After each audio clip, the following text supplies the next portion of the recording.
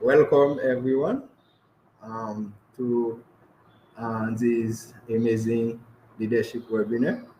So, if you can hear me well, please let us know in the chat. Let us know in the chat.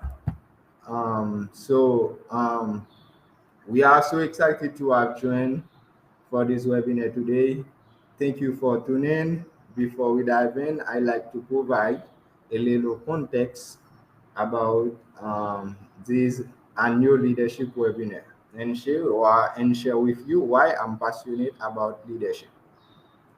Throughout my life, I've been experienced a lot of bad leadership in my career. I can see the effect of bad leadership. So that's why I'm passionate about leadership to empower other people from different countries to adopt the leadership mentality. So I know for sure with good leadership we can have a different world. So this inspired me to take action. I believe that by inspiring people around the world to adopt a true leadership mentality that can make a good difference, that can make a difference in our communities and beyond. So in 2023, um, during the most challenging time in my life, I I started to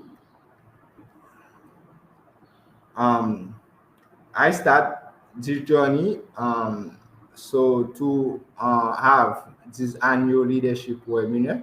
So the first edition was very great with people from many different countries around the world. So today I'm trying to welcome you to the third edition for our leadership conference. While we initially planned to have two speakers, but unfortunately, we will only have only one for this session today. Um, so it is my good pleasure to introduce our speaker today, Gregg Vanourek. Who is Gregg? I will share a little more about Gregg to know exactly who is this person who will guide you, who will inspire you about leadership today.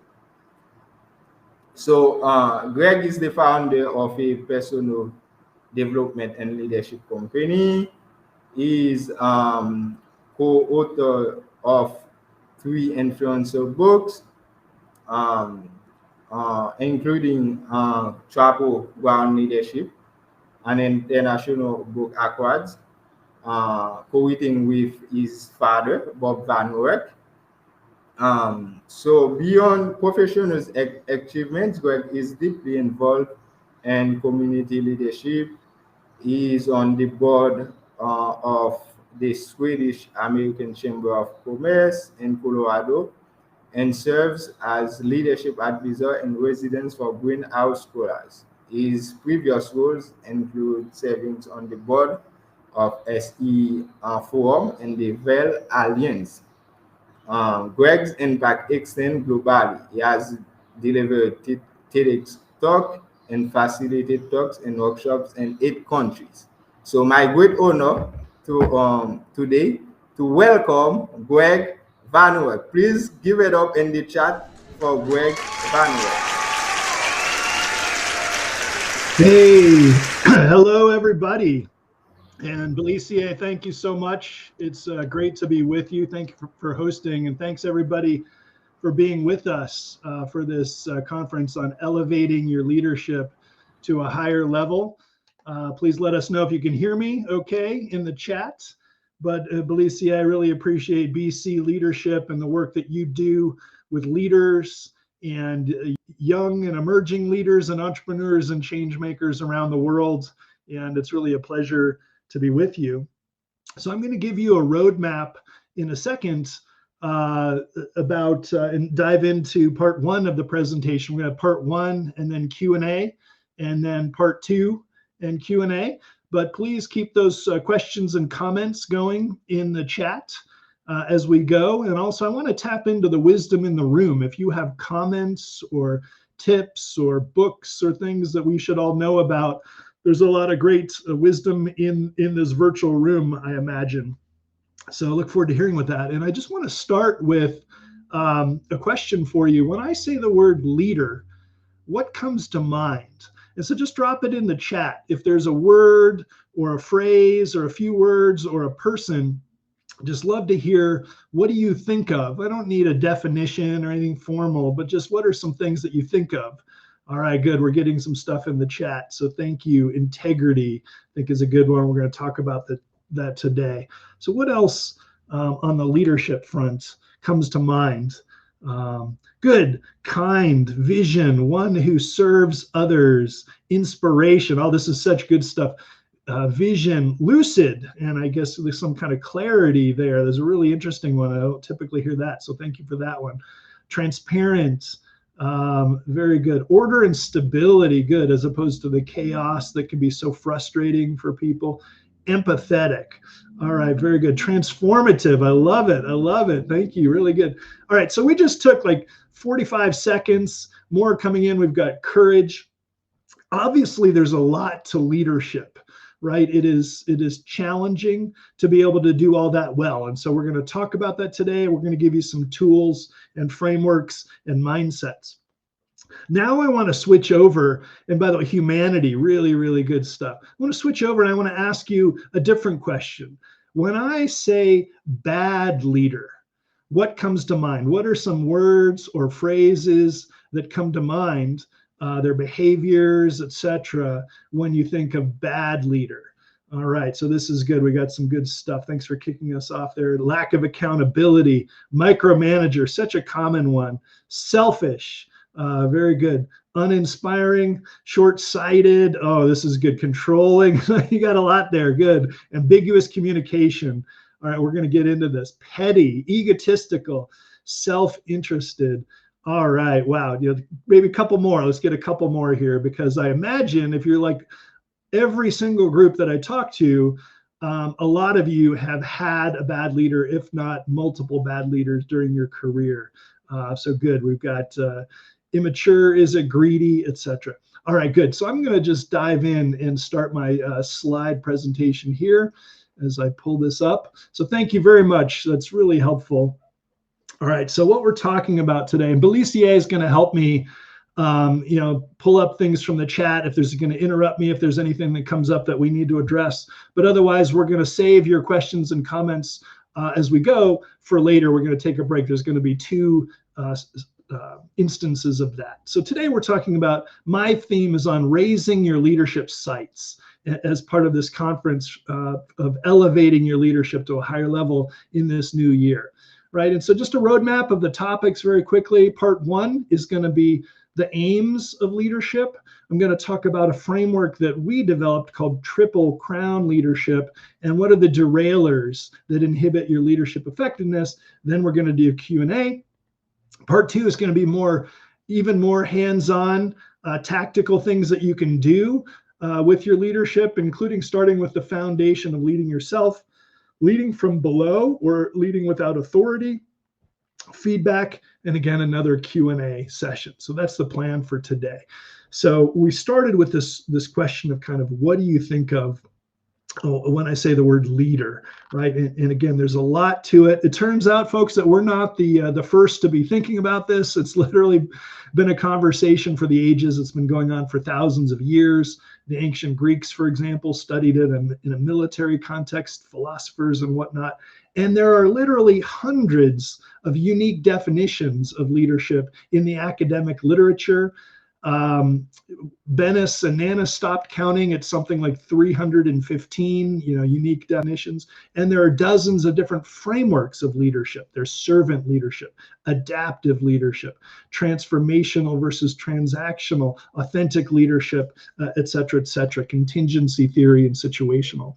And of course, we've got a lot of problems and in the past with a lot of examples of bad leadership. And we see that in our workplaces, in our communities, in our nations, and in the worlds, in the implications of this. I mean, the stakes could not be higher.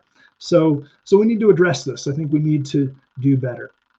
So I want to start and get you to think about this.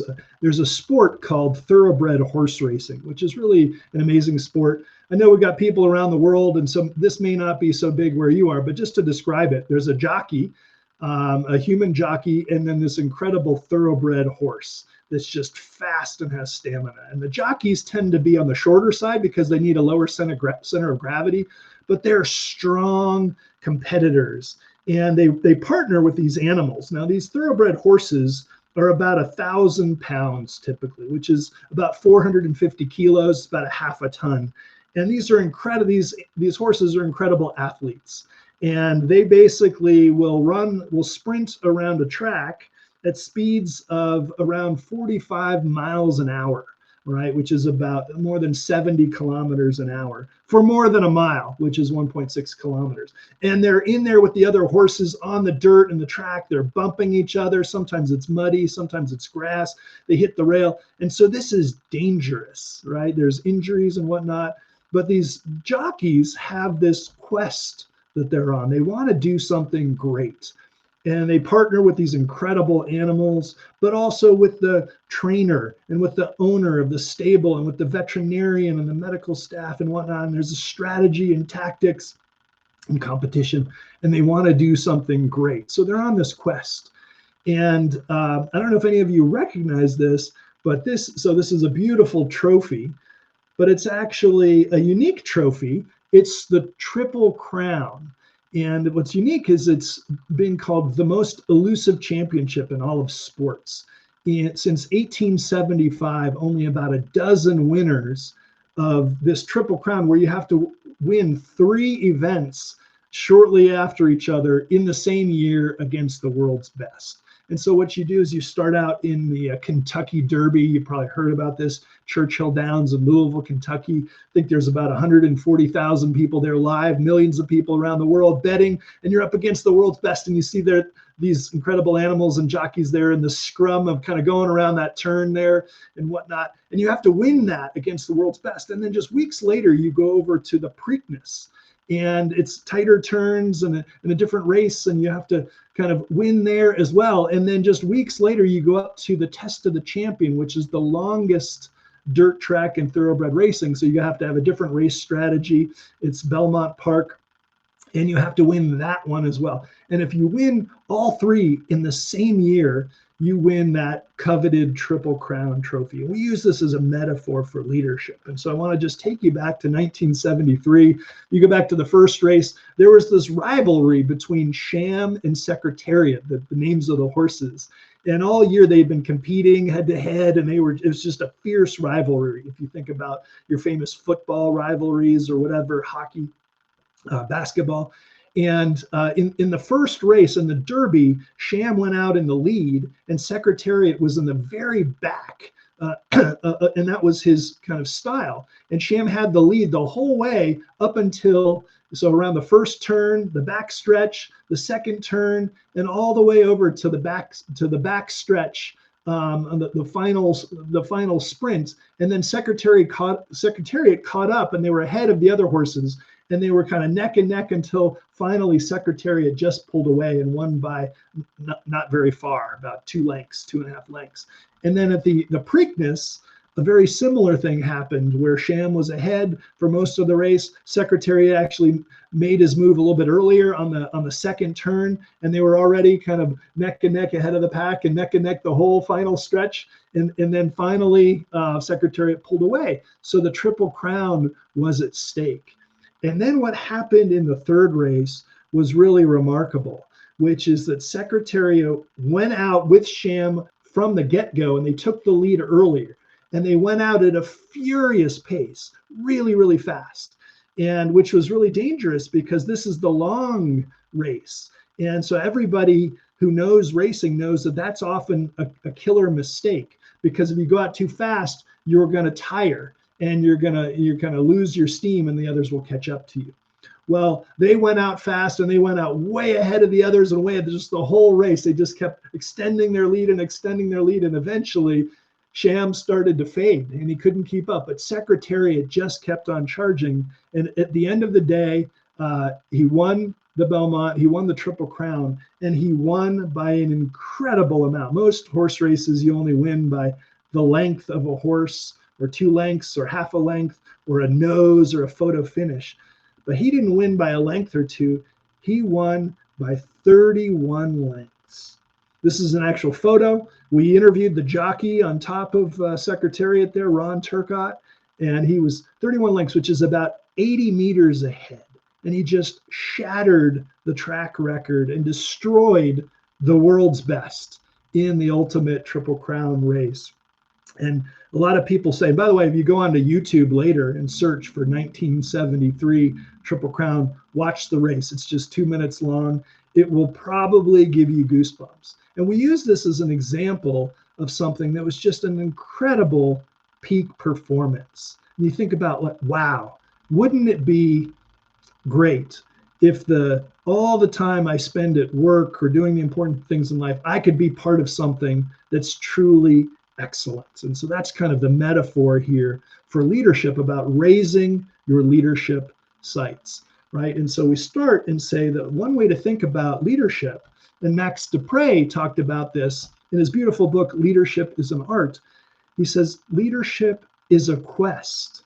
Like, you want to go somewhere that's even better from where you are. You want to take your team to some place with some results, whether it's your business or your government agency or a school system or a nonprofit, and you want to get somewhere. And you have to do that with colleagues. You can think about the Ring Quest and the Lord of the Rings and all the different people who were involved. It wasn't just Frodo, right? It was Gandalf and Aragorn and all the people. And there's danger, and there's all sorts of pitfalls along the way.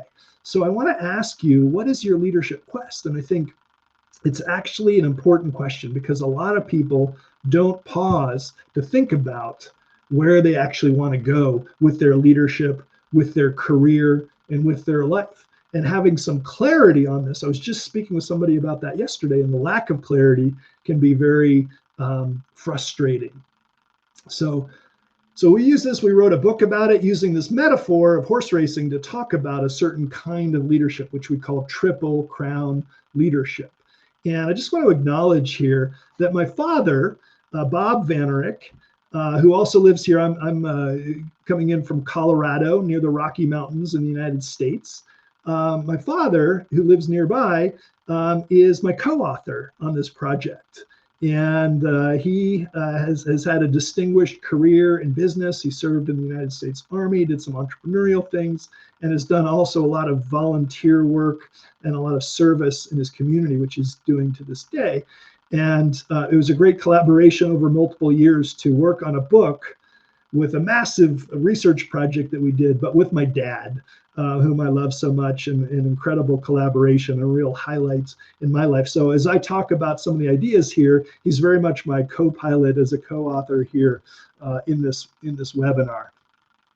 So thank you, Dad. And my father and I, and by the way, he was CEO of multiple companies, including doing turnarounds later in his life, including $1 billion company that was traded on the New York Stock Exchange, publicly traded. And in my career, I focused more on startups, including scale-ups, an online education venture, which we took to be the market leader, and also nonprofits and cross-sector work. And so that was a nice collaboration. But for the book, we interviewed leaders in 61 organizations in 11 countries around the world.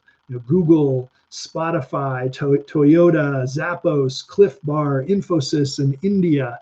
And some of them were traditional companies, some of them were startups, some of them were social ventures, government. We did some military, so some small, and some were actually turnaround situations and whatnot.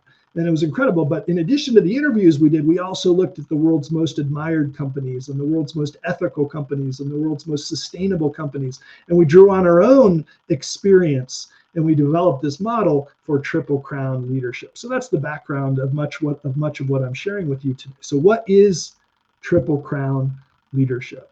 So it's got three things, this metaphor. The first thing is your organization excellent? And is it ethical? And is it enduring, right? And so excellent, ethical, and enduring. That is the Triple Crown leadership quest. And so I'm going to define those real quick. So back to Secretariat there with Ron Turcotte, and it was so fun to hear him describe what it was like to be on Big Red on Secretariat that day, but this incredible, excellent performance. So we define excellent very simply as achieving exceptional results and impacts. So positive impacts as well. So not just good or pretty good, but exceptional results. So a few ways to think about this. Many of you probably don't know too much about, but here in the US, we have American football. And Vince Lombardi was a legendary coach in football. And he said one thing that really drove a part of our message in the book. He said that perfection is not attainable, but if we chase perfection, we can catch excellence, right? And so it's not about being perfect, but it's about chasing this very, very high standard of exceptional results. And so like, wow, if you're going to work 90,000 hours on average in your career for people today, wouldn't it be really wonderful to be a part of something like that with a very high standard? So Peter Drucker said that leadership is not about being liked or making speeches. It's about getting results, right? Results. So did you bring the ship in safely or not? In some ways, it's very binary. Did you get the results you needed to get or not? And that's just, and if you don't get those results, you probably won't remain a leader very long. And so you've got to really have that high standard. Steve Jobs, I think, was an exemplar of this. Now, the standard at Apple, when he co-founded it with Steve Wozniak, was really interesting. The term that they used for the kind of products that they were trying to bring to the world was this: insanely great, right? Not just great, but insanely great. That was part of his vision of putting a dent in the universe, right? And a lot of people aren't used to an environment where that kind of excellence is expected. It's pretty rare. So Harley Davidson, they talk about it in terms of leaders' job being creating an environment where others can do great things. So it's not just about you alone being the leader. It's about bringing in other leaders and creating an environment where we can rise to that standard.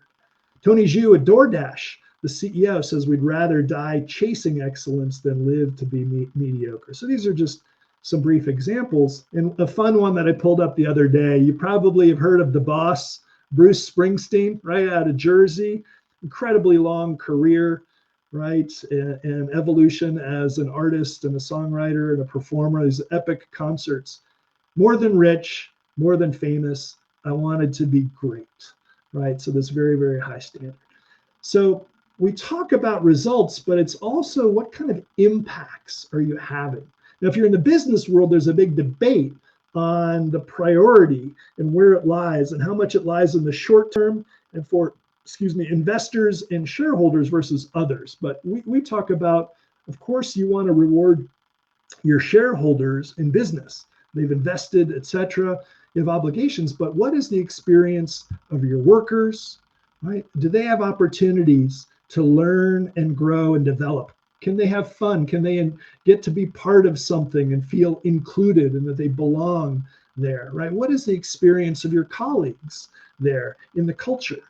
And then, of course, you want to impact the customers positively. You want to bring delight to their lives through your product or your service, or you want to make things easier or more efficient or their lives better. And if you don't, they're probably not going to give you their money, right? But also, what about your vendors and your suppliers? Are you partnering properly with them so that they can do well as you do well and you can help each other together? And what about your community? Right? Is your organization engaged in your community, giving back with volunteering or donating in the schools or with law enforcement or with cleanup or environmental issues? And thinking about, are you being a responsible citizen in the world? right? And so it's about results, but also impacts.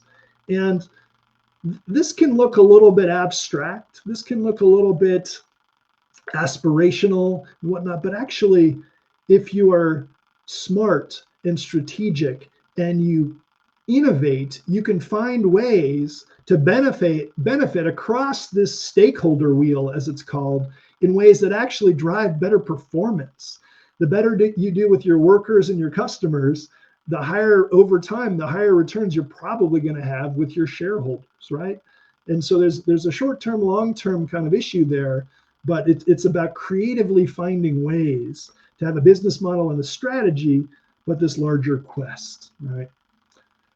So just an example of that from the conscious capitalism movement or truly human leadership comes from Barry Waymiller, where they say, we measure success by the way we touch the lives of people. Now, this is a business. Most businesses would say we measure success on the bottom line. You know, the income statement there, we're looking at, our profit margins. We're looking at net income. We're looking at our return on assets, our ROI, et cetera. But these guys, they're saying they literally measure success by the way they touch the lives of people. That will include their workers, their customers, and their shareholders, et cetera, all over the stakeholder wheel, right? So the second leg of Triple Crown leadership is ethical. And we define it very simply as doing the right thing, even when it's costly or hard, right? Even when it's costly or hard. So Warren Bennis is one of the great leadership luminaries of our time. He passed away several years ago, but he served in combat in World War II. He was a university leader. He wrote 20 or so books, including this classic here on becoming a leader. It's one of the great leadership books. And Warren Bennis said this: integrity is the most important characteristic of a leader.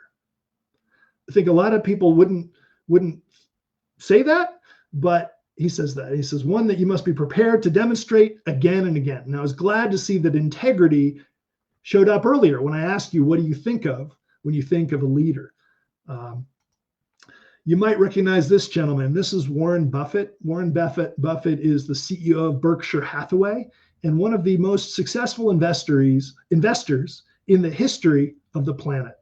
Multi-billionaire, and also a very humble, generous, thoughtful, kind human being. And Warren Buffett said this as he runs this Berkshire Hathaway, which has all these investments. It's very complicated. He says, when hiring people, he looks for three things: integrity, intelligence, and high energy. And I love that. It's a great list of things to look for.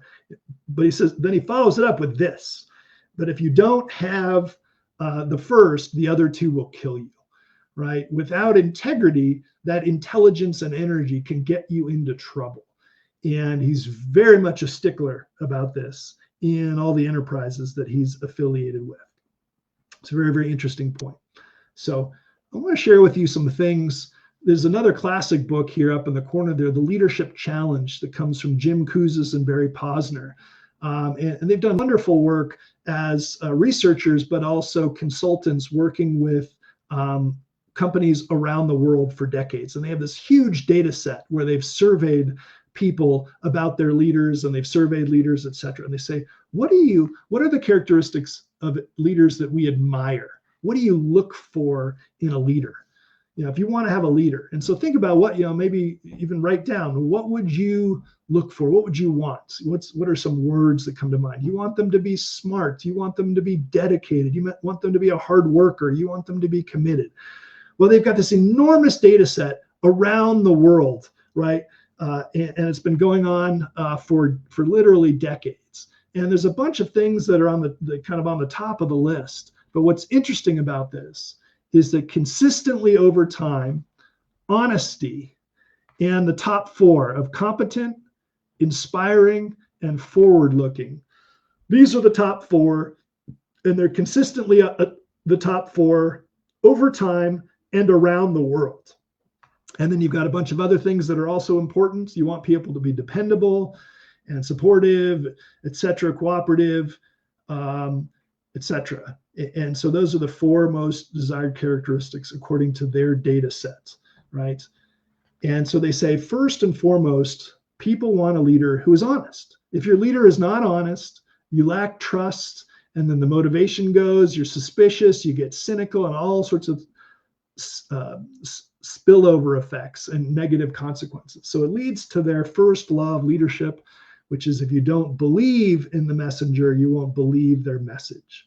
And it leads to the second law of leadership, which is this crazy acronym. Some of you can probably figure out what that is. Think about that for a second. What is that one? Here's what they say. It's do what you said you would do, right? And so follow up your words with actions that make it happen. And so, so an interesting thing I came across recently, there was a new president at DTE Energy in Detroit, and came in and asked himself and the senior management team this question as kind of a key theme of his leadership beginning the presidency there for this large diversified energy company. Is this a good company? And that led me to think, I'm working on a new piece right now on my website, 3 things ethical leaders ask and say. And so I love that one. So I put that one as the first one. And so ask yourself this, your organization where you are now, is this a good organization? Number 2, would this, meaning a decision you're thinking about, serve us all well over time? So not just serve one group or the shareholders, but again, think about that stakeholder wheel, the whole stakeholder wheel, and over time, right? So this is getting to that triple crown. And then third, very importantly, we're not doing that. There's some things that come up where somebody has an idea or a proposal, or they feel like they need to do something that is questionable, or that is actually immoral or unethical or illegal.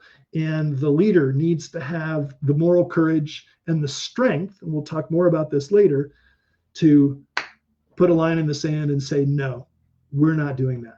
And that leadership can come from anywhere in the organization, interestingly. So that's the ethical piece. The third leg of Triple Crown leadership is enduring, standing the test of time and operating sustainably, right? And so sustainability is a big theme in the world. It's a bit of a buzzword.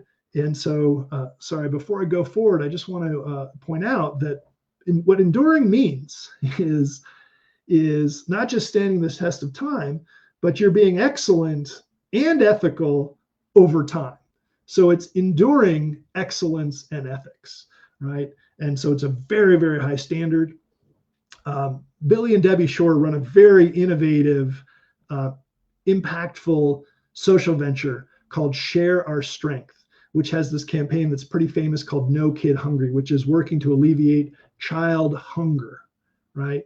And they partner with a lot of companies around the world, very innovative. And they say all the incentives run to the short term in most organizations. Many of you leaders can feel this, right? They say it's really important for somebody to keep their eye on the prize. What is the ultimate vision of Share Our Strength? It's to end childhood hunger. So in the scrum of the short-term dynamics and the quarterly reports and board meetings and this kind of crisis, they say part of the job of the leader is you got to look to the horizon and say, how do we act now, survive the short-term struggles, but in a way that's also moving us forward to the prize, to that quest that we were talking about earlier, right?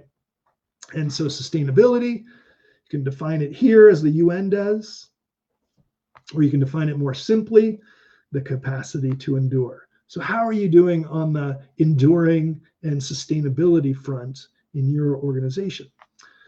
Arianna Huffington is a media entrepreneur and author who has struggled with burnout in her career. And she writes about this beautifully and powerfully when she was so exhausted that she fell over and hit her head on the bathroom sink and was just working herself.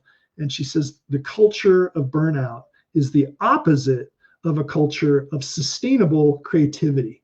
And of course, in today's world, we need creativity and innovation with all the trends and the technology, the AI going on.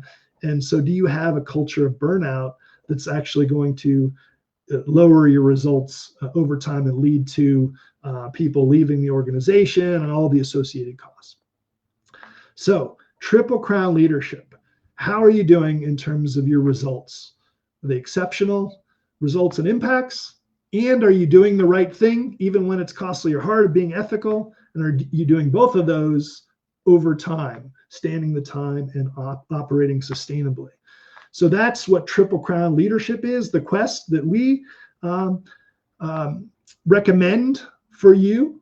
And so first question is your organization, how's it doing on those fronts, right? What needs to improve?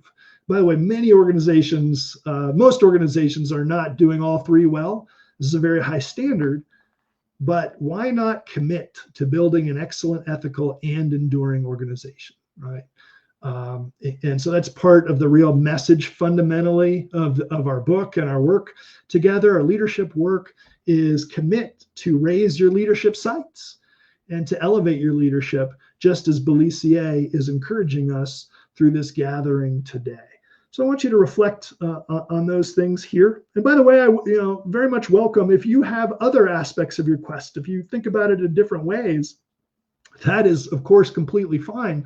But just be clear on what your leadership quest is. And then the question is, how do you go about accomplishing these things? And that's so early in the book, we kind of write about that, and then we get into how you do it. And what we found through our work and our research is 5 advanced practices for building an excellent, ethical, and enduring organization. So I'm going to summarize them here for you, and we can talk later in more depth if you want, if you have questions about them. But I'm going to give you the 5 things that we found. Number 1 is what we call head and heart. Recruit for, develop, and reward character, emotional intelligence, courage, passion, and things like that, the heart things, as well as the knowledge and skills, the head things. The key point here is that almost all organizations, when they're hiring people, they focus on head issues. They look at the resume or the CV, they look at the educational background, they look at the skills, they look at the work experience. Google did a massive study of its most influential performers and leaders in the organization. They found that those people, you couldn't find clues of their brilliance in the traditional stuff on the resume. They found that the clues were at the bottom of the resume or the CV. What's at the bottom of the resume or the CV? It's those kind of special interests and projects, or you volunteered or you traveled around the world. And those are the things that speak to the people's character and their courage and their convictions and their values and whatnot. So I think when it comes to hiring people, we need to address and really look at heart issues, not just head issues. And when it comes to developing people, we need to develop those heart things. It turns out that emotional intelligence can be developed. We know that from the research, as well as ethical decision-making. And when it comes to rewarding people and onboarding people, we need much more of a head and heart and not just head. So that's the first practice. Number 2, what we call the colors. The colors is a horse racing metaphor, the color of the jockey and the horse on their kind of uniform.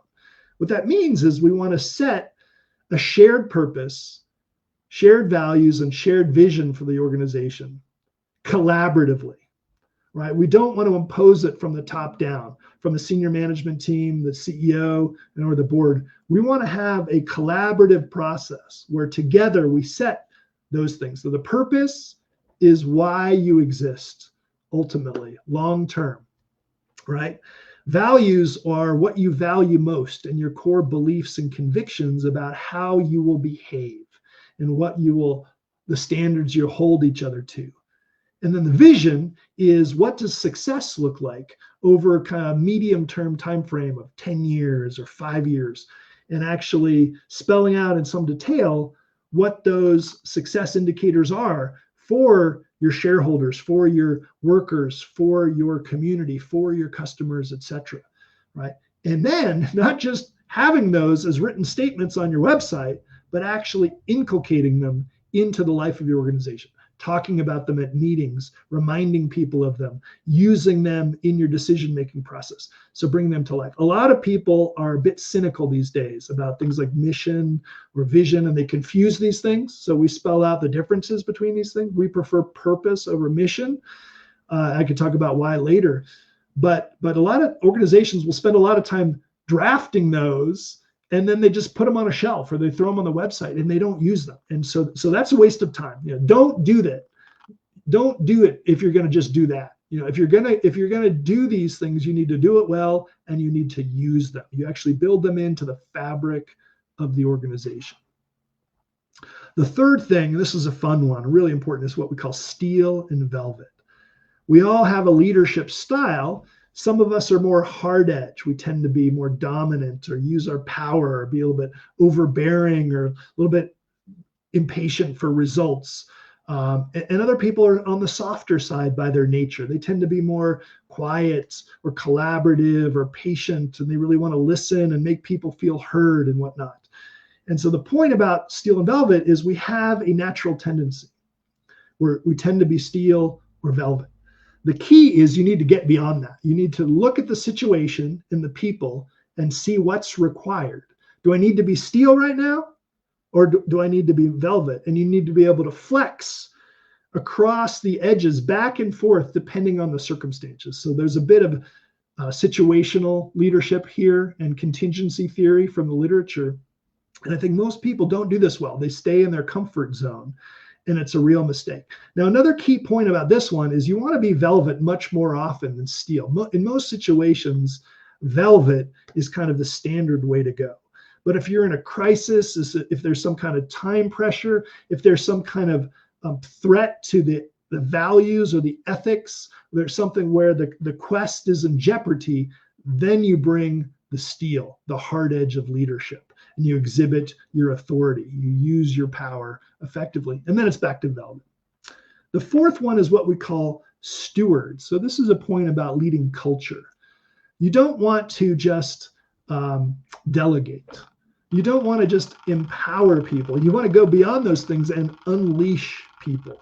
Really give them an automatic license to lead and to use their initiative, as long as they're operating according to those shared values we talked about a minute ago. So they don't just stay doing their job description, they are stewards of the culture of the whole organization and the quest to be excellent, ethical, and enduring. They can take initiative as long as they're operating according to those agreed upon guidelines. This is very, very powerful. In many organizations, we're not unleashing people. They feel like they have to wait until they get permission, and they have to go through, all sorts of documentation and whatnot and layers of bureaucracy. So we want to show a lot of trust for people and that they are trustees of the performance and the culture. So that's what stewardship is all about. Now, these four practices are very, very powerful. And if you use head and heart, the colors, steel and velvet, and stewards, it goes a long way.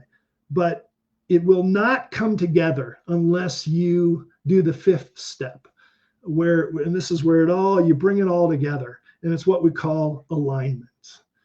It's where you align the organization collaboratively. So that everybody is clear and coherent on not only the colors of the purpose, the values, and the vision, which tend to be more longer term, but the goals that flow from that, and the strategies, and the kind of people and organizational structure that you need to achieve the vision, right? And then the processes that you need for that, and the actions you're going to take, who's going to do what by when, right? And then the feedback loops of how you communicate the results you're getting and how you make tweaks to it. And so then you've got this kind of cadence of reporting and changes and tweaks.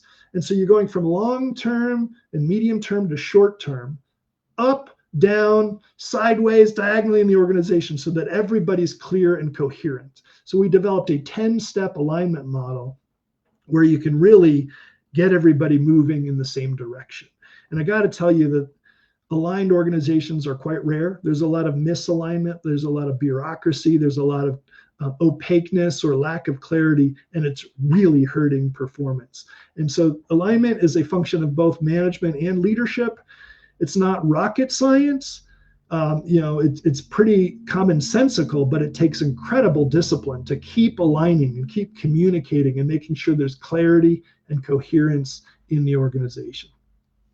So I hope those are clear. We can talk more about those in the Q&A, but I guess my question is thinking about that. How are you doing in terms of your own leadership practice, and how's your organization doing, and what needs to improve? Because these are the keys to creating an organization that is excellent, ethical, and enduring.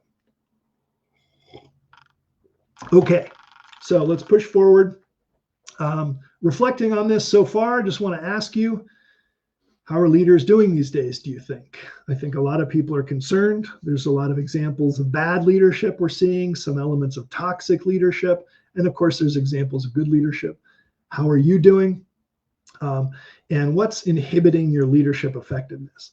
And this third one is the question I want to take us into for just a review of some things on this front. So back to Kouzes and Posner in the Leadership Challenge. They point out that 1 in 2 people at some point have left their job to get away from their managers. They've got this frustration, a bad manager, a toxic leader, etc. It's a real problem. I would say we've got to do a lot better when it comes to leadership. And so that's why we're talking about raising your sights. And so David Gergen is an interesting leader. He's some of you might recognize him if you watch CNN, where you get political news about the United States and the world. But he's unique because he was a senior advisor, policy advisor in the White House, and a speechwriter in 4 different United States presidential administrations from both parties. So he's so respected that both Republicans and Democrats wanted his counsel and his wisdom. And what he said really stuck with me.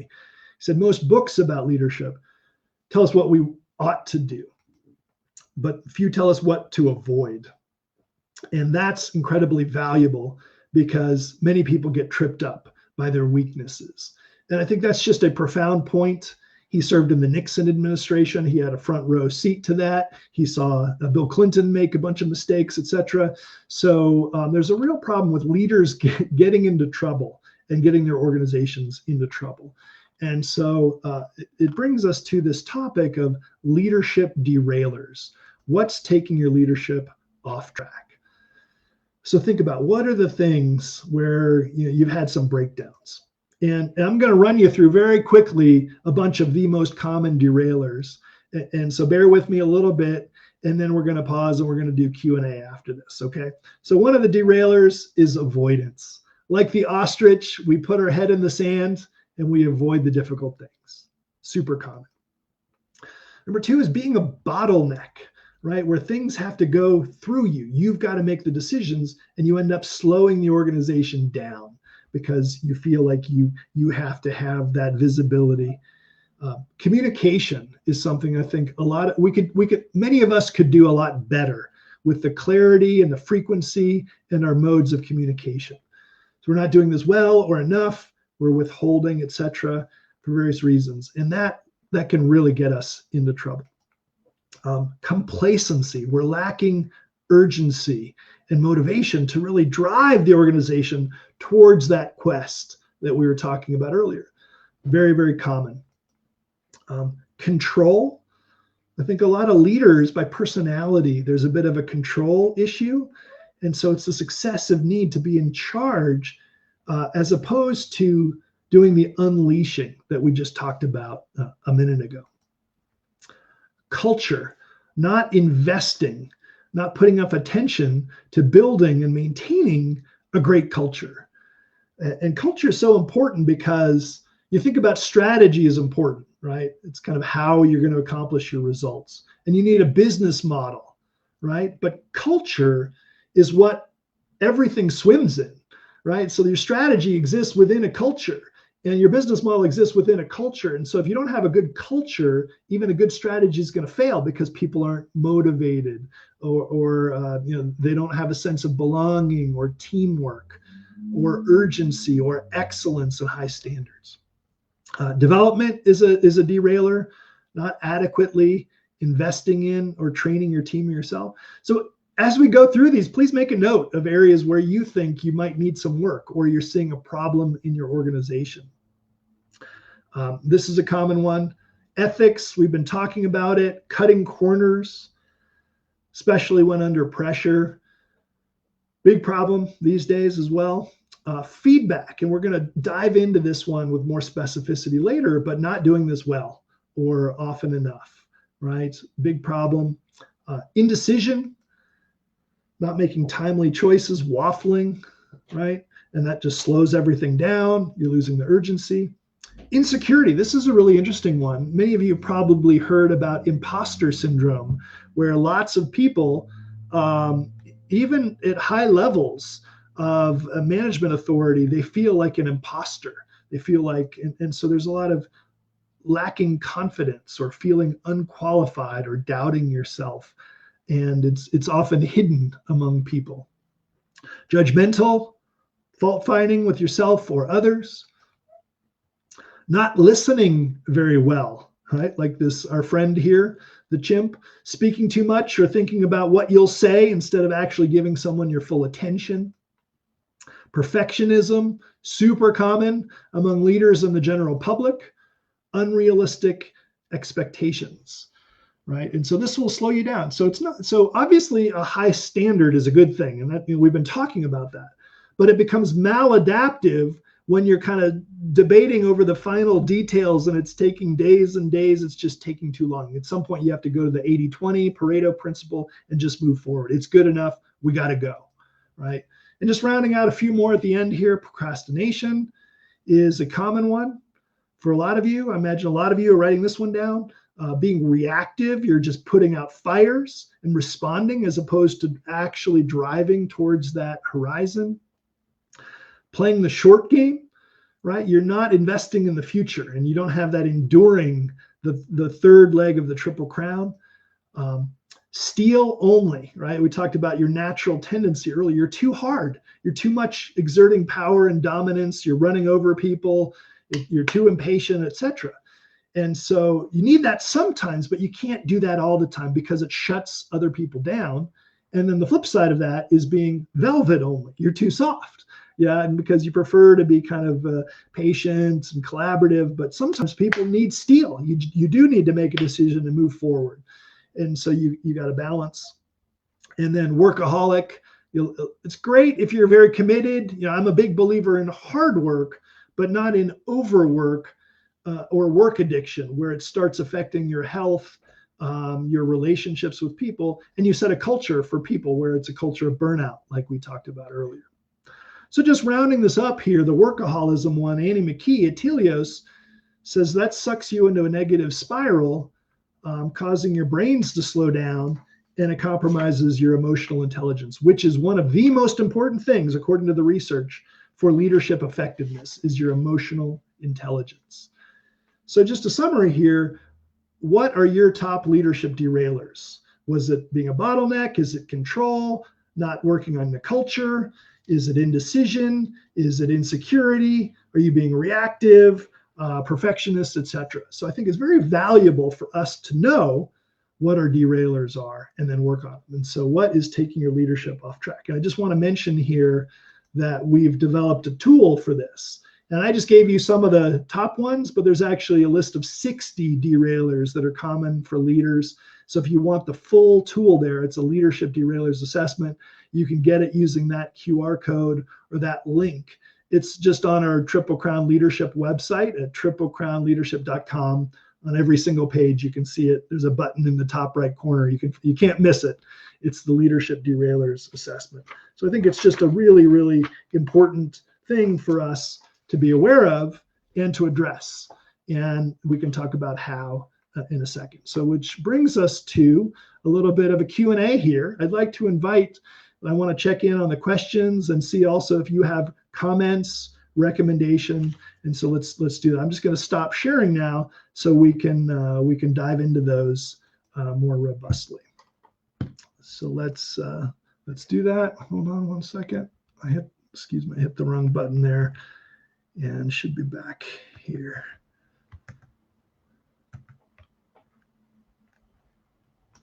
Okay, good. Are y'all with me there? All right, let's take a look at some of the questions here. We really want to hear from you. And Belicia, you might need to help me here because I haven't been able to see. I've been presenting here. So maybe you can tee up some of the key questions here, but I can also look as we're going here. All right.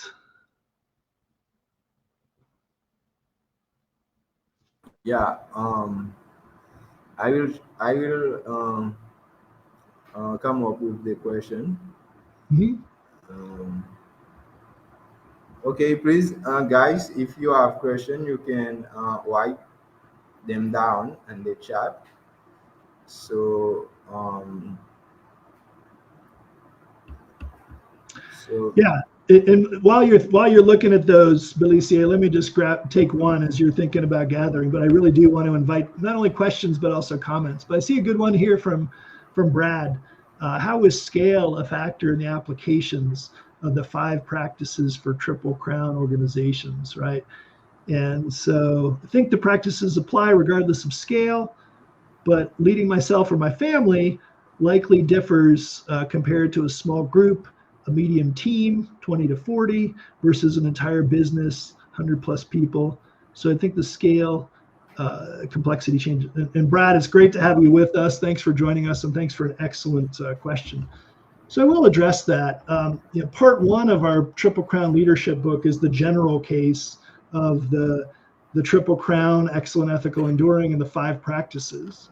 And then part 2 looks at specific applications in, for example, what causes organizations to break down, and how do you do turnarounds? What if you have a social venture and not a traditional business? What if you have a startup and not a traditional venture that's been around for a long time? So we do go into that in individual chapters, and there are some applications.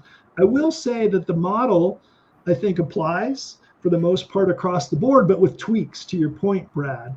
And so we still think that the quest of excellent, ethical, enduring would apply, regardless of the size or duration or sector that you're working in. And actually all 5 practices, I think, are needed for that kind of excellent, ethical, enduring. But there are tweaks. And so a really good example of that would be, for example, in the alignment model, we developed a 10-step alignment model that goes from long-term to medium-term to short-term, and addresses how to get that clarity and coherence. But if you're a startup, an early stage startup venture, and you have a small team, you may not want or need to go through all 10 of those steps. It might not be, it certainly wouldn't be harmful, but you could probably use a simpler alignment model. And there are different ones out there. We point this out. And so, for example, Patrick Lencioni is a wonderful consultant and best-selling author who wrote The 5 Dysfunctions of a Team and The Advantage and all sorts of great books. And he's got a simpler alignment model. He doesn't call it an alignment model, but it's got 6 steps. But it's got your why, it's got kind of values, but it kind of really focuses on what's most important right now. And so it's kind of, when you're in that early stage startup, you need speed, and so you don't want to get bogged down in a very complex process. Not that alignment needs to be complex. So you certainly want to kind of right size these things for your organization. But I would say that having a shared purpose, values, and vision, flexing between steel and velvet, head and heart in terms of hiring, developing, rewarding, the culture, and some alignment process, they all apply. And then we can talk about, very specifically in a unique situation, what's required for your particular leadership. So, Brad, thank you for that question. Belicia, do you want to guide me on another question? Yeah, there is a question from Johnny. It goes, when there is no leadership in a group, are there suggestions to help them learn leadership?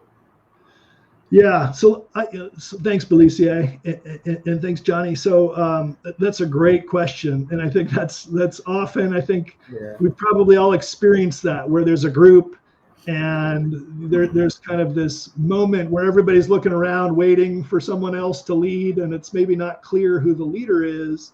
And often, for I think a lot of reasons, people feel reluctant to step up. And it could be because they're insecure or they're afraid of kind of failing or being rejected. But it also could be they don't want to presume that they should be the leader. And so, like, if they're not the design, so they don't have the clarity of a title. So some people might resent them for stepping up and say, well, why should you step up and facilitate this or lead this discussion or drive our conversation? And so a lot of people end up just holding back, and then it ends up being just really frustrating and unclear, and you don't move forward. And so I think part of it is to just reframe, is that first of all, somebody's just got to step up. And that's part of what leadership is. Somebody needs to go first and just take some risks and put some things out there, but also critically to do it in a way that invites other leadership and that doesn't presume that you should be the leader. And so you say, hey, here's an idea. What if we did this? And here's a suggested process. What do you guys think? And, does somebody want to facilitate that? Or I'm happy to drive the first part. And then what you do is you invite other leadership initiative, right? But you're stepping forward. And it avoids what the researcher Ed De Bono calls the spaghetti problem, which is a lot of times you're in a meeting and people are just throwing out random stuff. And it's like you're throwing spaghetti against the wall, and it's frustrating because you don't know. And he says, sometimes you just need to organize. Right now, are we in fact finding? Are we in brainstorming mode? Are we critiquing something? Are we worrying about the risk? And sometimes you just need to kind of put some structure around it. So those are a couple things I'd say initially. And then I'll also mention we're going to get to more specific, like I've got a punch list of, I think, 10 specific things you can do to lead from below and lead without authority. So hold on to that question a little bit more. We're going to get to more detail of that in part 2 here. Yeah, sounds good. There is another question. So, how different in quantity of effort a woman leader has to do compared to a man leader? Yeah, thank you for that question. So Alba, it's great to have you with us, and it's a really important question.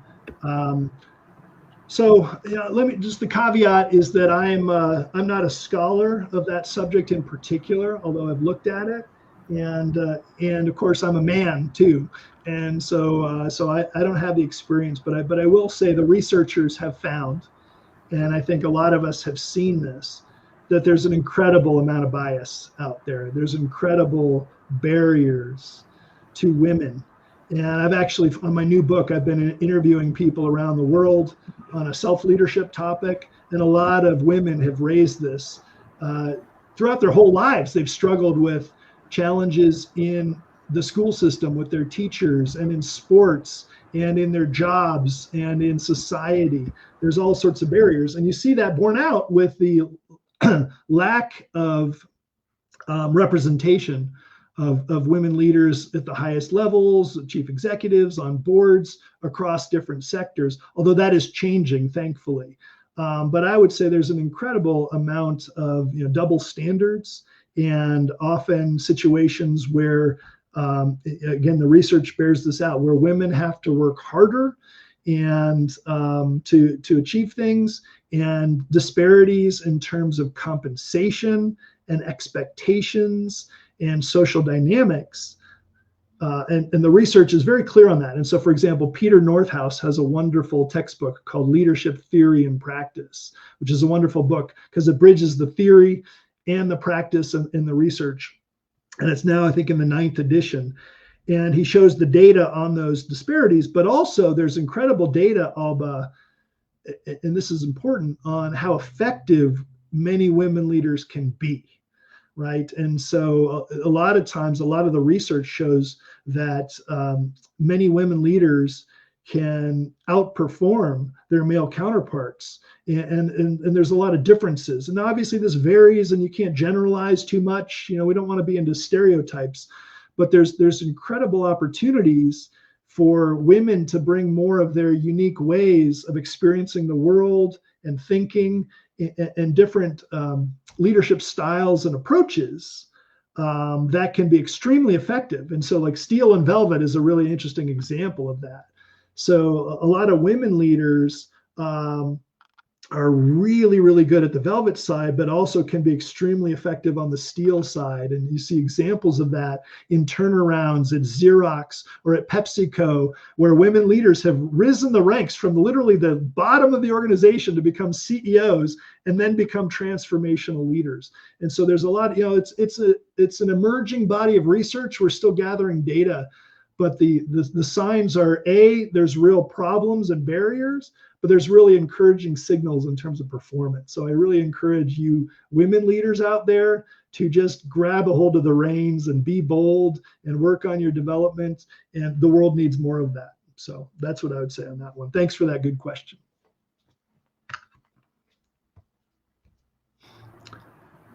Okay, so Belicia, I might dive into part 2 here unless there's kind of an urgent thing. Yeah. Okay, good. Yeah, part so 2 let's. now. All right, good. So what we're going to do in part 2 is we're going to focus on leading self, leading from below, which is one of the questions, feedback, and we're going to do another Q&A there. So keep the questions and comments coming, and we'll have another session like this where we're going to address some of those things.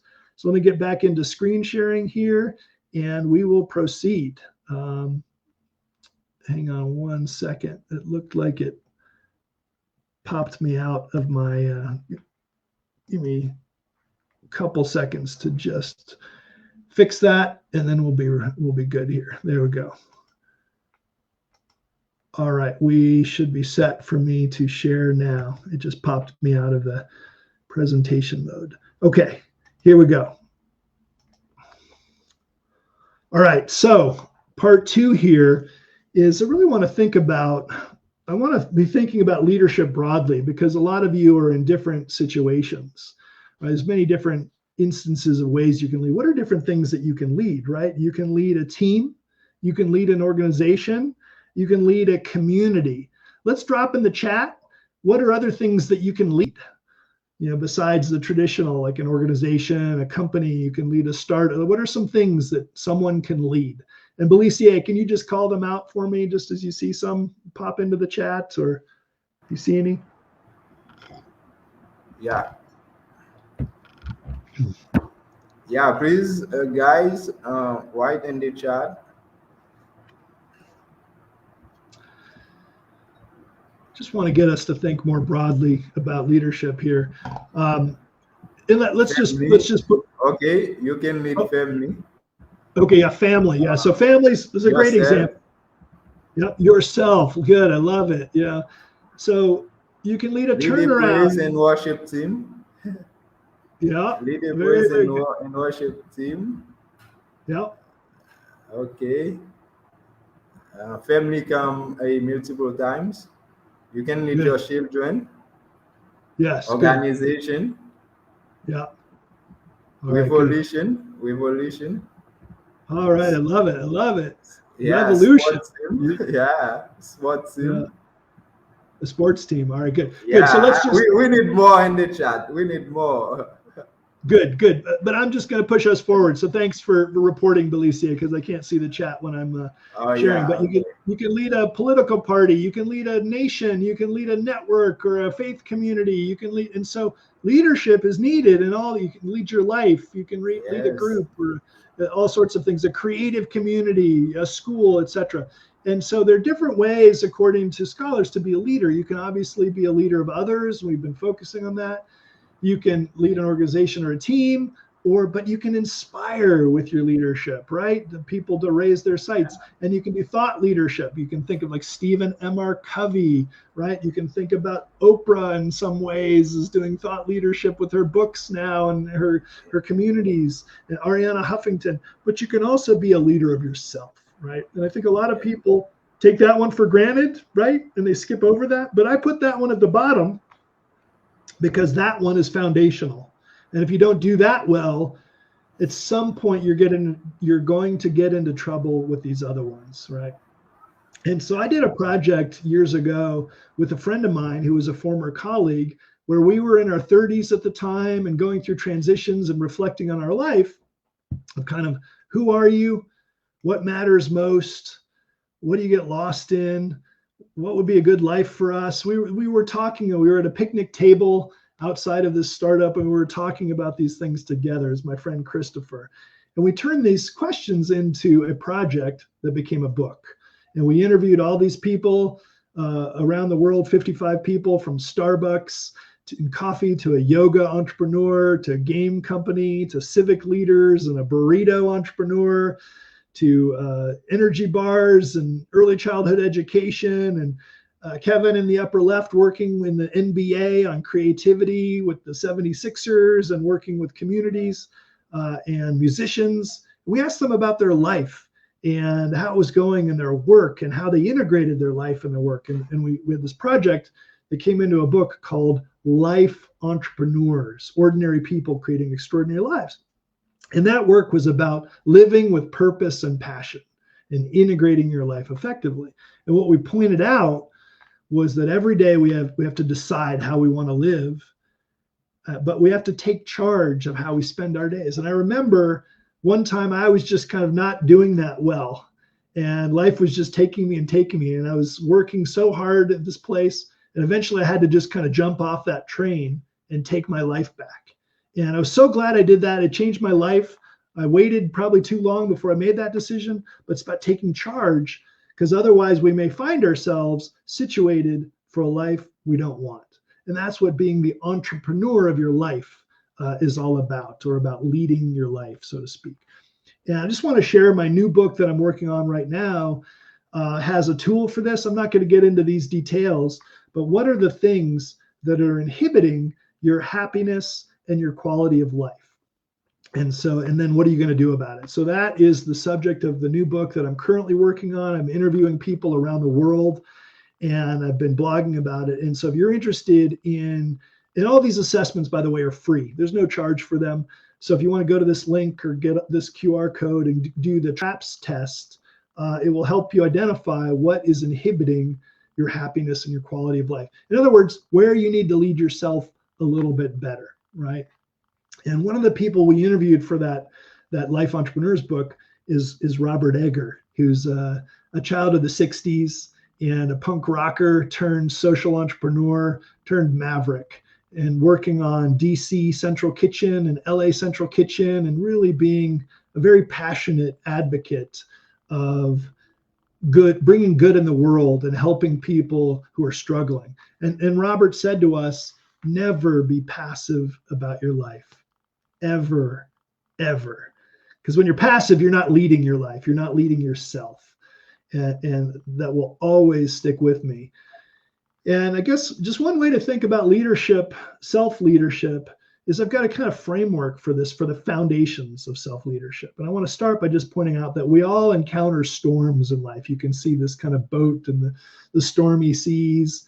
And, we all fall into traps. We all struggle. It's just a function of humanity and the nature of life. Is sometimes things go well and sometimes they don't. But I think we all struggle. And the question is, what will bring you to safe harbor when you're struggling? What are the things that can kind of ground you and help you survive the struggles? And I've got a list of a handful of things that are important. So just very briefly, purpose, I think, is fundamental. What feels purposeful? Do you have a sense of why and what brings meaning and significance to your life? Why do you get up in the morning? Why do you work? And often there's an element of service there beyond yourself. And what are your core values? What's most important to you? Is it creativity? Is it connection with others? Is it community engagement, service, etc.? And then developing from your purpose and your values a vision of the good life and a vision of good work. Actually writing down the horizon that you want to move towards, and then applying yourself to getting there. But one of the ways that you can do that is by knowing what you're good at, what your strengths are, your knowledge, your skills, and your talents, and building them more into your life, and working with other people who have different strengths, and not trying to work in areas of your weakness. But then also finding out what you're passionate about, what you get lost in, over time, and then bringing that into your life and work more often too. And so it's about leveraging your strengths and passions, so that this vision, which is informed by your purpose and values, and then you're in a sense of kind of authentic alignment. And you've got that foundation for leading yourself well. You need to go out and make adjustments. There's other things you need to do. You can talk about goals, etc. But these are very, very powerful. If you have these foundational elements, it's going to go a long way towards leading yourself well, and then eventually leading a good life and being able to lead others effectively. So that's just kind of a framework for a way to think about this. We're not going to, we can go into more detail on any of those if you have questions, but I've got a bunch of free tools in those. And so there's a personal values exercise there. How do you know your strengths? You don't need to buy a book or whatnot. There's a free strength search tool. And then your passion probe. What are your passions? And so that we can live like these young ladies here, where we can be in our power and our strengths, and we can have some fun rocking out, right, with our passions. And so those are some resources that are available to you. And by the way, those who are here on this webinar, I'm going to send out a handout, or Belissier is going to get you a handout where you've got links to these things, so you can follow up on the derailers that we talked about earlier, and you've got links to these things. Okay, I want to talk about this. I love this. My daughter and I were having fun with this issue of kind of leading from below. Sometimes you don't have authority. Sometimes you're the youngest person on the team, or you just come in as an unpaid intern, but you can lead, right? So it's a question of kind of how can you exert influence, even when, like this little cute kid here, when you don't have a title or the formal authority of CEO or manager of this, or board member of this, right? Right. So how do you do that? And what do you do when you work for a bad or mediocre manager, when you're below somebody and they're causing trouble? And so how do you lead or demonstrate influence, right? And I think one of the key points is in toxic culture, you can do much more than you think. Right. And this was a great question we got earlier. So let's talk about this and how.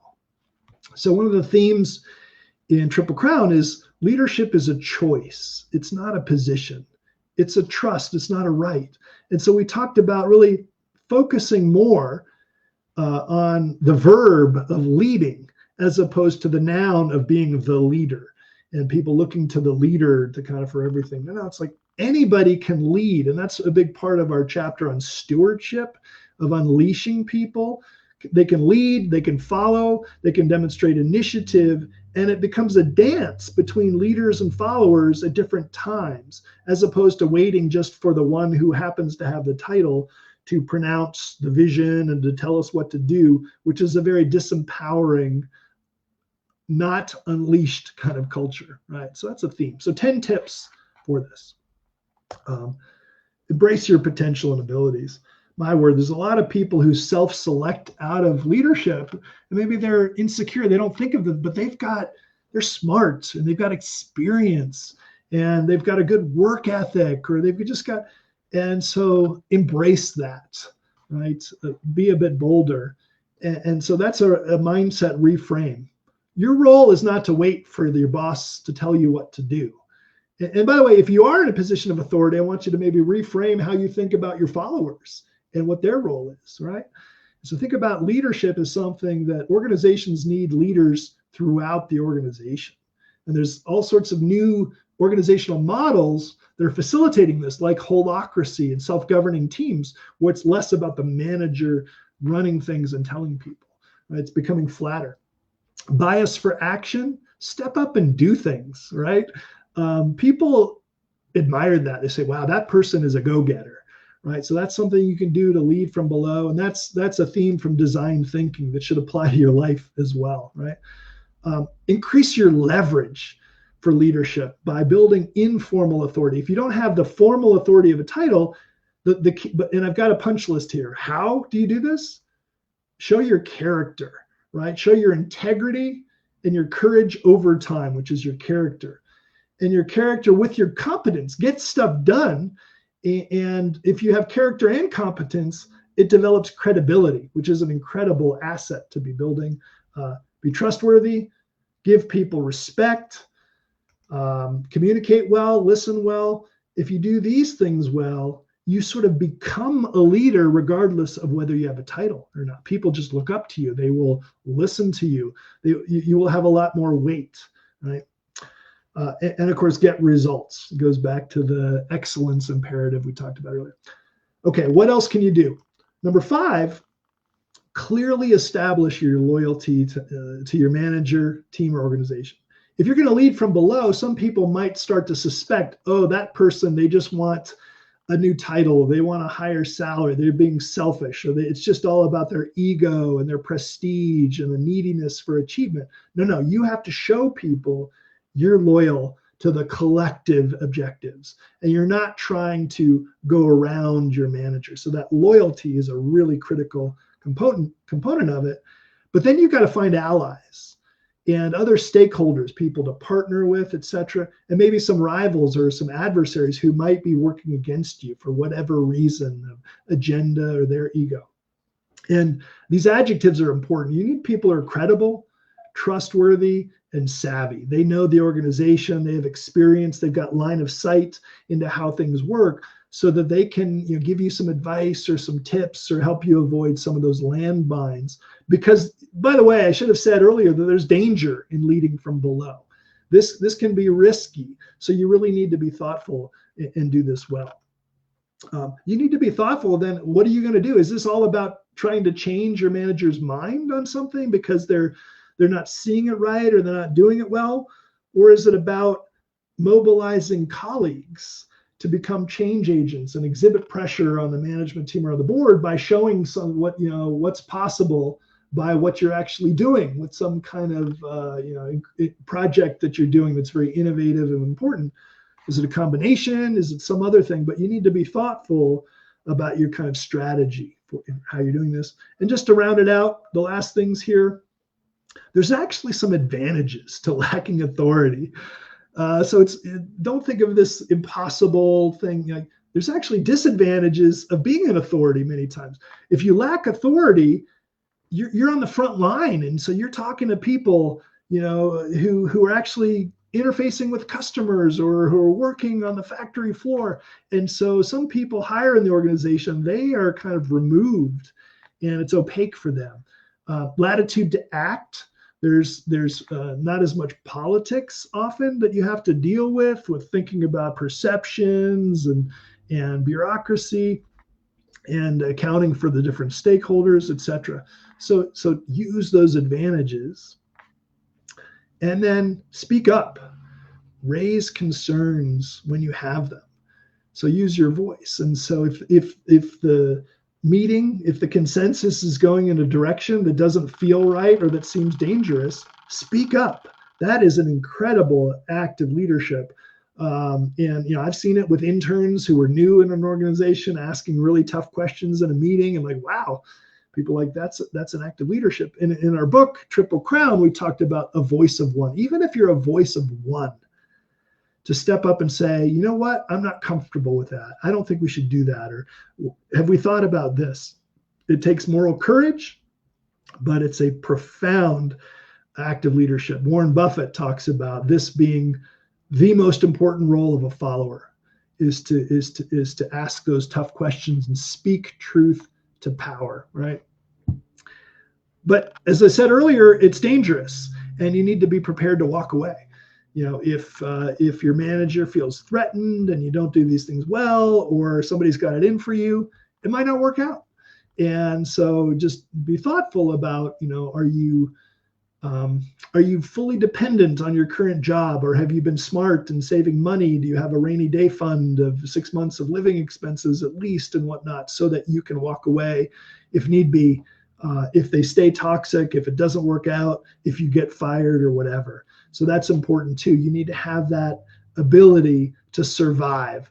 Jim Collins talks about staying above the death line. And here we're talking about the financial death line. Otherwise you're beholden to a toxic culture or to a bad manager. So, and that's part of leading yourself too, is the kind of the piece of the financial managing your finances, etc. Right? So those are 10 tips for leading from below. The last main subject I want to share with you before we get to more Q&A and discussion here, so please keep that coming and get that going in the chat, is feedback. And this one is just, I feel so important. I believe feedback is a superpower. It's a leadership superpower, and it is a communication superpower. And I also think that a lot of the feedback out there is very bad. It's very poor. And so I think we have a lot of room to grow on the feedback front. Okay. And feedback needs to be multi-directional. So what does that mean? Let's get into this. Okay. The leadership challenge again.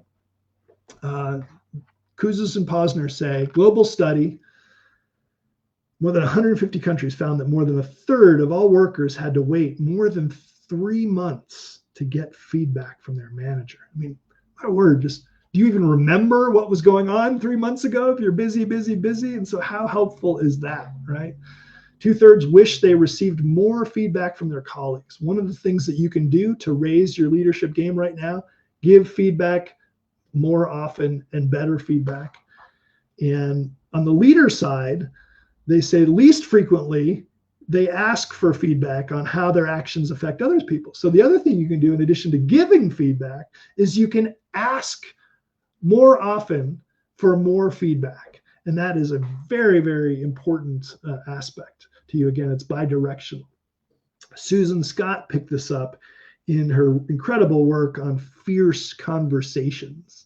There's a really important is like, how does work get done in organizations? It gets done through conversations, right? So what's the quality of your conversations? And are you avoiding the tough issues in your conversations and your meetings?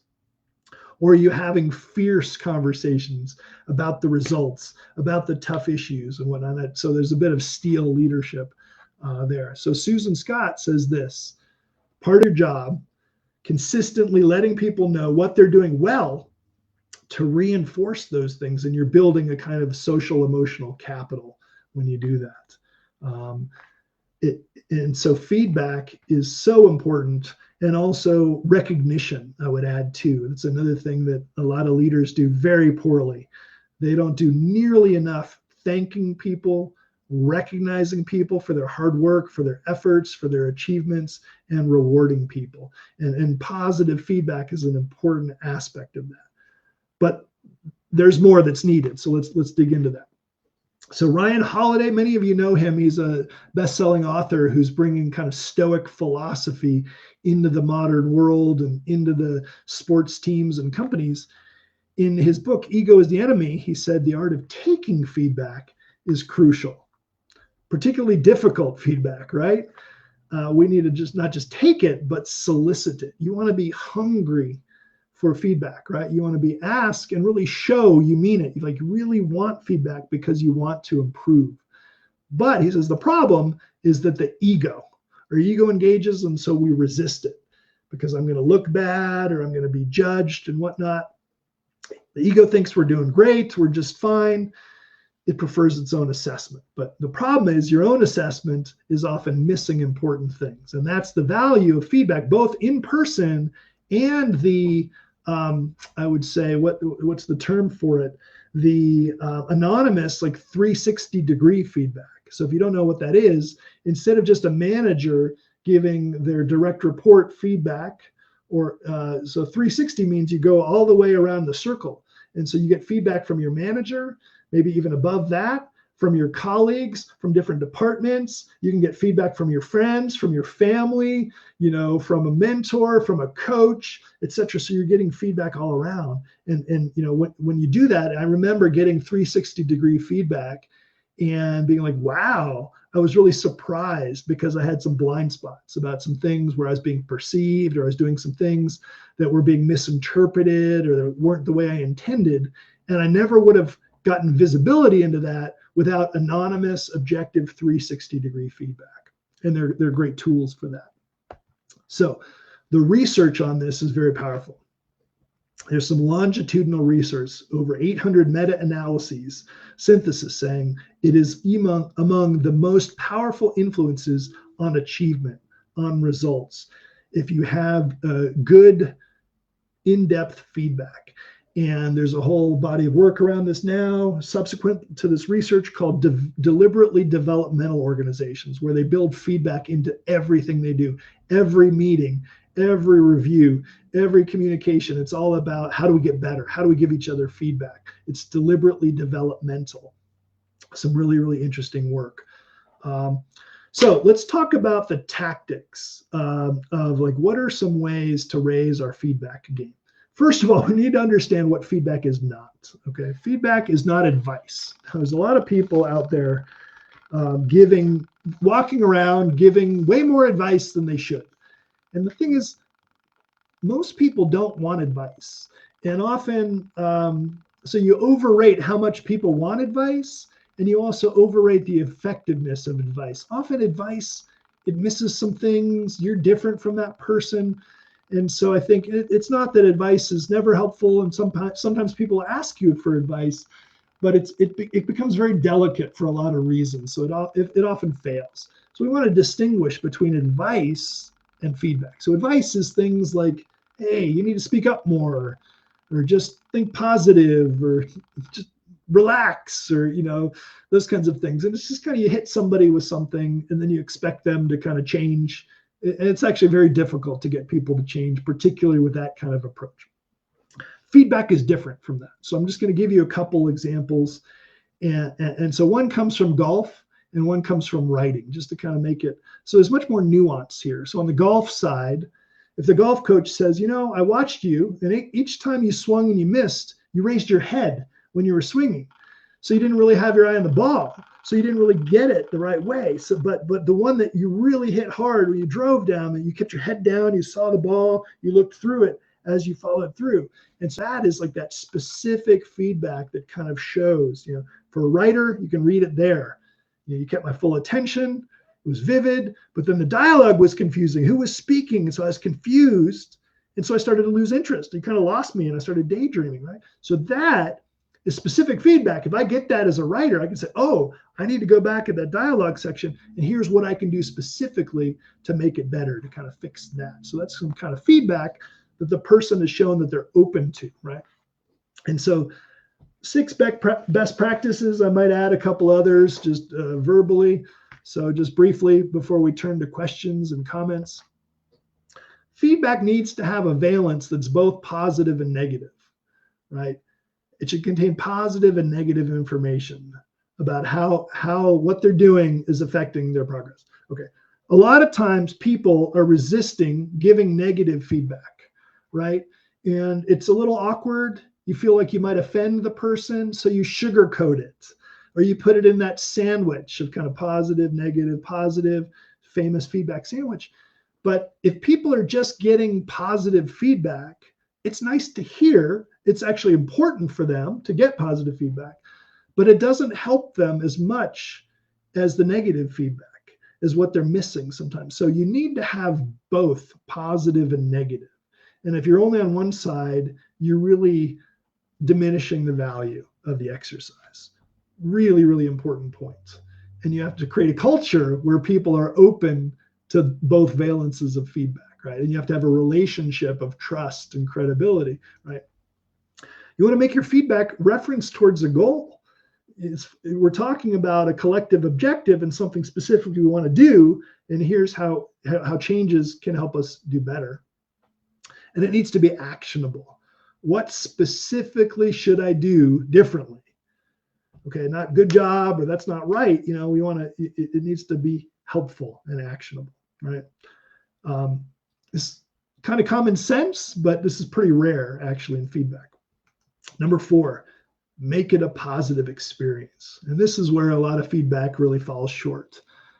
The purpose is to help them improve, right? And so even if you're giving positive and negative feedback, how do you make the experience valuable such that they feel respected, they maintain their dignity, they feel like you're on their team?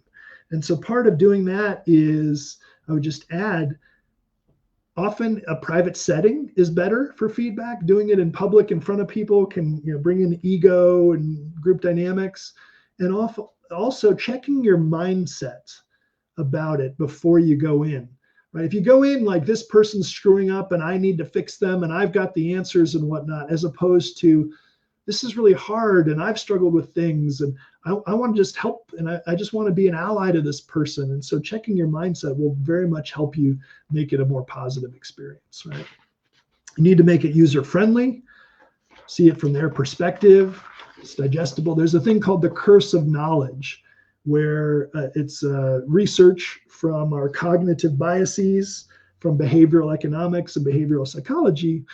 This phenomenon where when you know something, it's hard to imagine what other people are thinking about when they don't know what you know. You assume they know what you know, and so you think it's clear what you're saying, but it's not at all clear. And so you have to really avoid that curse of knowledge and break it down to make sure that it's digestible, right?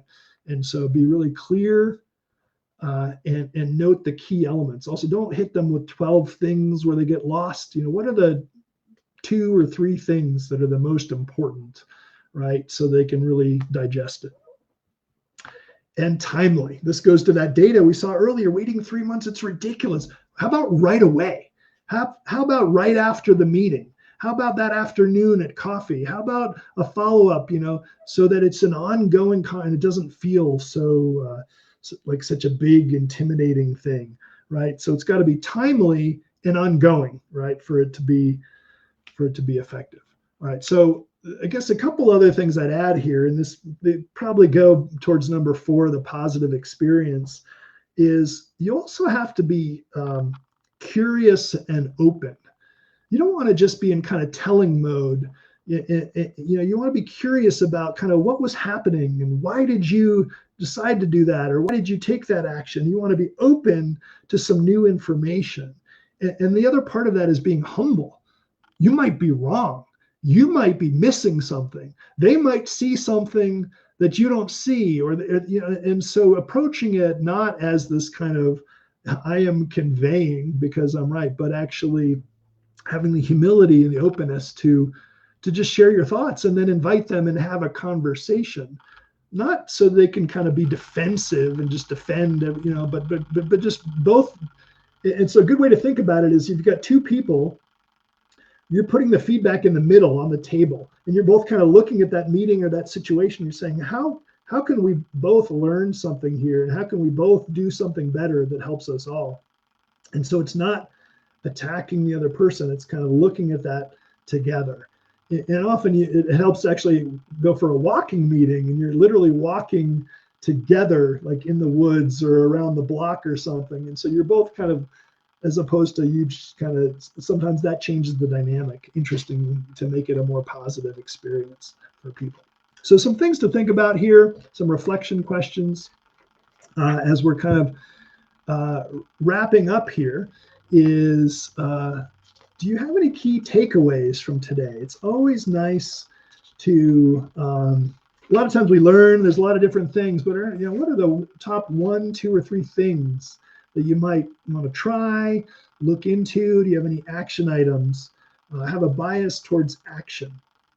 I want to go back to where we started. Remember that leadership quest. And so if you can get a little bit more clarity on your leadership quest and maybe your life quest as well, that kind of life entrepreneurs piece, that's really fundamental. And if that's not clear, it's going to be really hard to kind of go in that direction if you're just being, the wind is taking you anywhere on that quest, right? You'll be drifting. And then the third thing, what will you do to improve your leadership starting today? Belisier has invited us into a conversation to raise our leadership sights and elevate our leadership. That starts now. That's something that should be ongoing every day.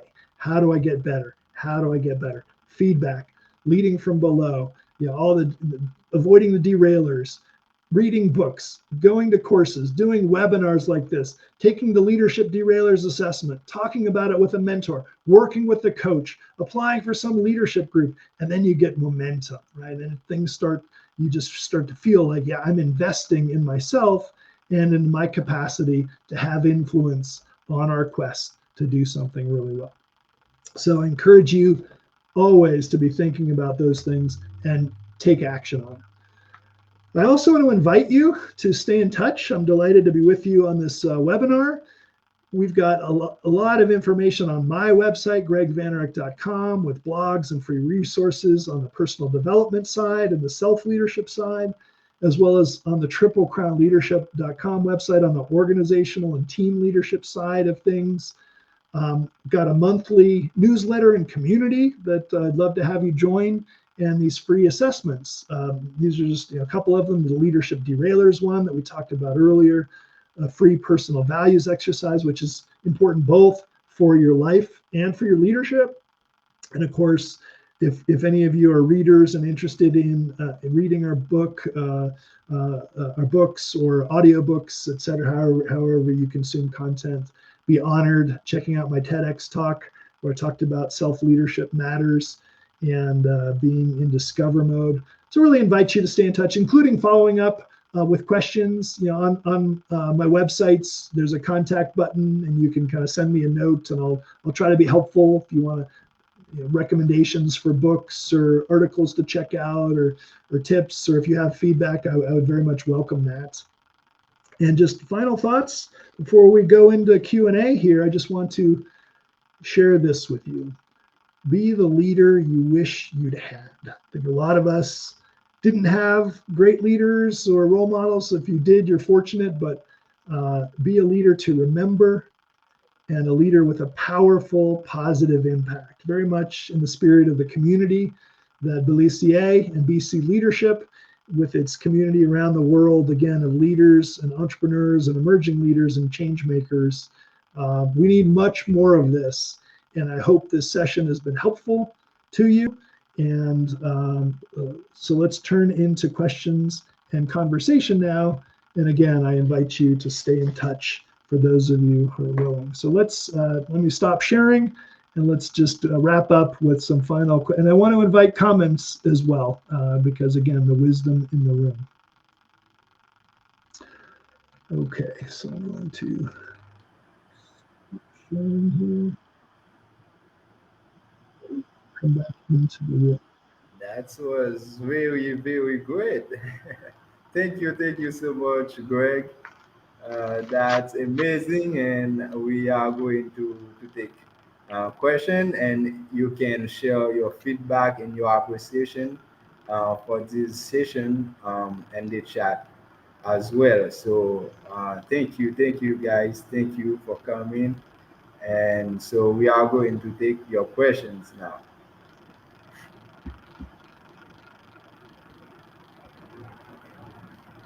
All right, I got some really nice comments here. Thanks for the kind words. I appreciate that. It really means a lot to me, and I hope you all had good value out of it as well. And, yeah, we can leave it open before Belisier closes us out. If there are any questions again or comments. I hope that you did not fall asleep in a long session in the afternoon. I don't know what time zone. It's always good. Here's one, a simple thought. It takes a lifetime to become a great leader, and it takes a second to fall into leaders' traps. Oh my God, Alba. Wow. Wow. Wow. Yes. I would very much second that. Speaking of humility, I think leadership is really hard. We talked about like all the things about leadership when we started, integrity and vision and motivation, and clarity and hard work and teamwork. And so let's be humble about it. Let's be respectful of the people who do have the courage to step up and try to lead, and also recognize that these derailers are common, and these ethical things are too, and it's like, a lifetime to build a reputation, and you can lose it in a minute of a bad decision that destroys a lot of value and a lot of credibility. And the same thing with some of these derailers. So it really takes us applying ourselves to develop our leadership and develop the leadership in others. So great point, Alba. Thank you. And Belisier, welcome if you want to add anything too with your wisdom too. So I don't have things to add about it. So what can I say? So it is very important for people to lead with integrity, with humility. And so in my book, I wrote about um, I've written a book about the qualities of leadership. So it's all about character, integrity, vision, humility, priority, and positive attitude. So I can say differ as in your second part of this session. You talk about leading yourself first, leading self first. So leadership come from inside, the inside. So if you can be a person of character and integrity, so you can become a more influential leader in your in your community, regardless of your formal position. So I can say thank you so much. And so it seems we have a question. I had a meeting that came over, so I came over a bit late, but really enjoy what I heard. Or is this recorded, or are there slides from this anywhere? I would love to have them. Okay, so let me add this. So everyone who join this session will receive um, some freebie from Greg, and also you can have the record, whether from my Facebook page or from another provider. You can have access to all of the stuff, great stuff that happened today. Some more question, please. Yeah, and I'll just mention that the handout that Belissier is going to send out to you will have a summary of Triple Crown leadership and the advanced leadership practice.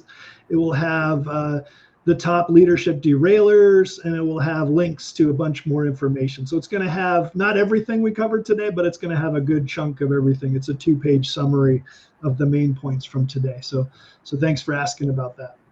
Yeah, sounds good. Okay. I think there are some more questions coming up. Before we close our session today, we can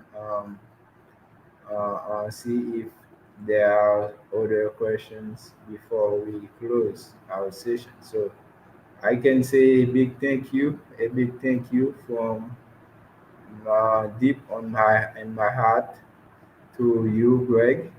So I've learned a lot thing about leadership. So um, I can. It is one of more important session I've learned from doing this year. So thank you so much. I am so thankful for you and for your family, your dad. So that's really really interesting. Thank you, Belissier. It's been an honor to be with you, part of your program, and to be with you all. So I appreciate the opportunity and hope to stay in touch with you all. Whoever's interested, just stay in touch. Yeah. So there are some questions that okay, let me see this. Okay, you can try to see. We may okay. There's a question. We measure success by the way we touch the life of people. Okay, it is something. Okay, okay, it is a feedback. Okay, from Awinola. Awinola. Okay, good to see you, Awinola, from a French. She lives in French. Okay, we measure success by the way we touch the life of people. Barry. Thank you, Greg and Belize. Okay, you're welcome. You're welcome. Eric, thanks, Greg. Okay, there are a lot of good feedback coming up. Okay, okay. Okay, Arinola from Paris. Okay, that sounds good. I am so thankful to see all people from a many different country has joined this session today. Okay, Milan, Italy. Okay, people from Milan. Okay, that sounds good. Sounds good. Sounds good. Okay, okay. So thank you all, thank you. We'll stay in touch. Um, I will send you a follow up email about this webinar, and we'll catch up and for our next event. This year we plan to have more sessions like that, not just our annual leadership conference, but we plan to have more sessions like that where we can have people like Greg, Paul, and other people in my network to join with me to inspire you about leadership. As John C. Maxwell said, everything rises and falls on leadership. So if you can take your leadership and the higher level, you can become a better leader. You can improve everything else. So if you can lead yourself, if you can uh, uh, um, um, take the responsibility to your life, so to make good decisions, to learn, to keep learning, and keep taking action, so you can make a difference in your life and other people's life as well. So leadership is very, very important. That's why we are into leadership. That's why we are enthusiastic about leadership. That's why we bring things like that to you, so you can become a better person. No matter what position you hold, no matter what you are doing as a professional, so you need leadership, and everything rises and falls with leadership. Thank you guys for coming, and I'm really appreciate you. And I wish you nothing but all the best in your career and your family to make good decision throughout this year. So may this year can be your best year ever. So thank you so much. Thank you. Goodbye, everyone. Goodbye. We'll stay in touch. And so, yeah, goodbye.